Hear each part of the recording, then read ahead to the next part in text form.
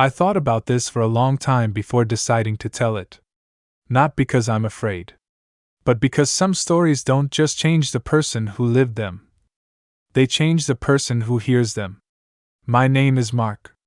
And this is not a story about a perfect man. It's a story about someone who once made the wrong choice and still calls it love. It started in the most ordinary way. No signs. No warnings. I was living fast. Working nonstop. Trusting numbers more than people. One evening, I walked into the subway. Just a regular platform. A regular train. But not a regular moment. She was standing across from me. No heavy makeup. No effort to impress. We locked eyes for just a second. But sometimes a second matters more than years. I didn't approach her. She didn't approach me either. When the train pulled away, she stayed on the platform. And I rode off with this strange feeling. Like I had just missed something important. 2 days later, I saw her again. Same place. Same time. A coincidence? Back then, I still believed in those. We started talking. About nothing. About life. About being tired. She never talked about her job. And she never stayed long.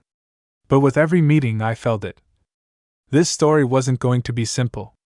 One day she said, "If I disappear, don't look for me." I laughed. I shouldn't have.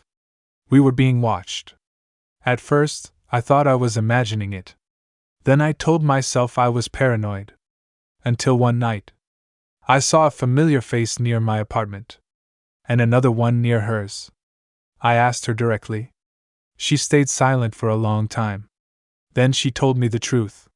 She was caught in something where big money means small lives. And the kind of people involved don't forgive witnesses. I should have walked away. It would have been logical. Smart. Safe. But love has never been logical. We ran. No romance. No plan.